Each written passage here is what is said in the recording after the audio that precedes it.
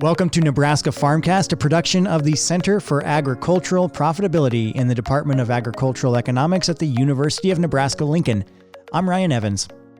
Recent research from here at the University of Nebraska-Lincoln in the Department of Agricultural Economics has found that crop insurance premium subsidies offered by the federal government have contributed to fewer and larger farms. To discuss more about how these subsidies relate to farm consolidation in Nebraska, I am here with Cory Walters, Associate Professor in the Department of Agricultural Economics. Dr. Walters conducted this research along with Taylor Kaus, a graduate student in the department, and Dr. Azzeddine Azzam, also a professor in agricultural economics. Cory, thanks for joining me. Thank you, Ryan. So when did the current taxpayer-subsidized crop insurance program begin in the U.S., and then what do these subsidies aim to do? Yeah, so there's a long history of the subsidized premiums in crop insurance. The notable ones happened back in the mid-'90s, where the subsidies really took off. And then the ARPA Act, Agricultural Risk Protection Act of 2000, really jumped the subsidies up to the current level today that we see. The overall idea of premium subsidies is to essentially incentivize producers to participate in the program. And then just for some more background, how do those subsidies work for policyholders?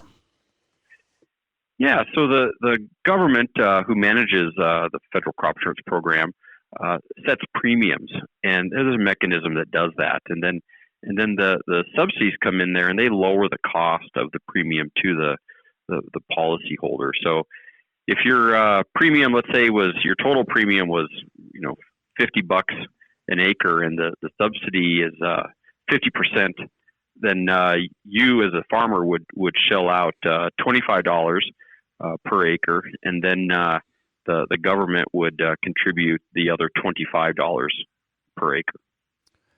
And you mentioned the Agricultural Risk Protection Act, ARPA, was passed in 2000. And so what did your research find about the number and the size of farms in Nebraska since that time in 2000 when that was passed?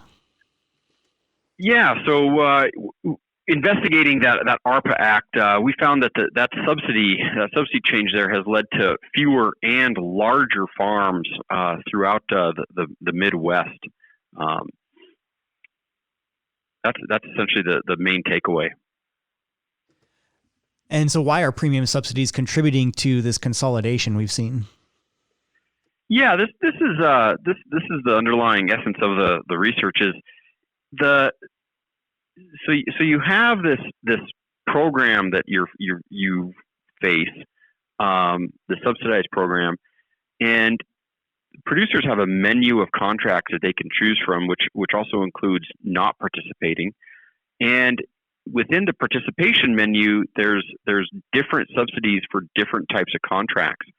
And for those folks that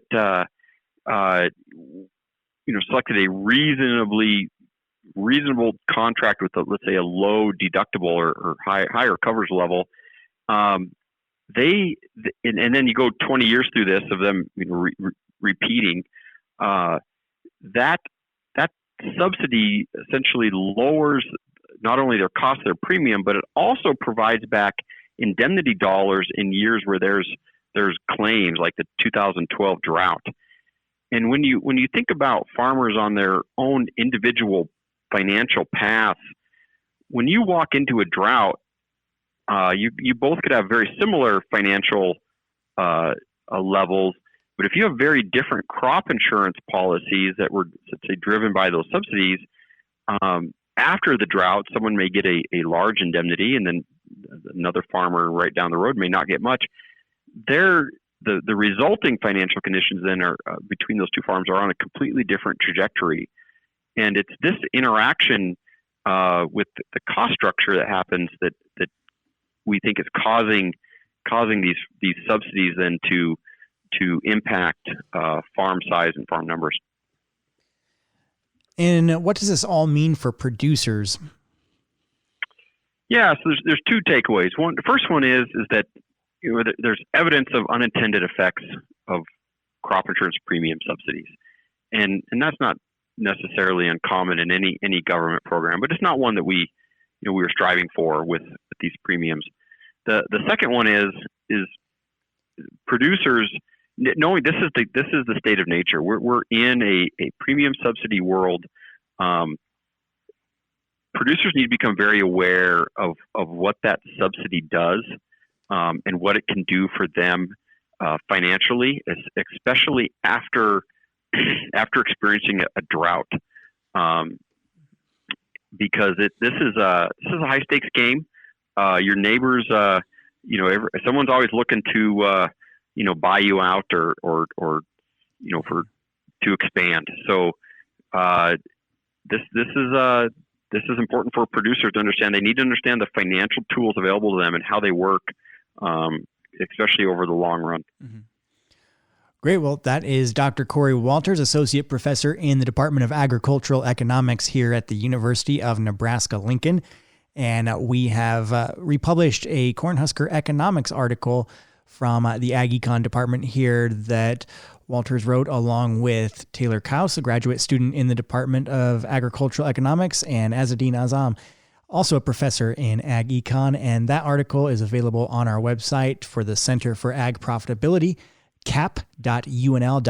We also link to it in the podcast description here. So, Cory, I want to thank you for taking the time to join me on this episode. Thank you, Ryan. Thank you for having me. Nebraska Farmcast is a production of the Center for Agricultural Profitability at the University of Nebraska-Lincoln. For the latest research-based information and education resources to manage your farm or ranch operation, visit our website at cap.unl.edu. That's cap.unl.edu.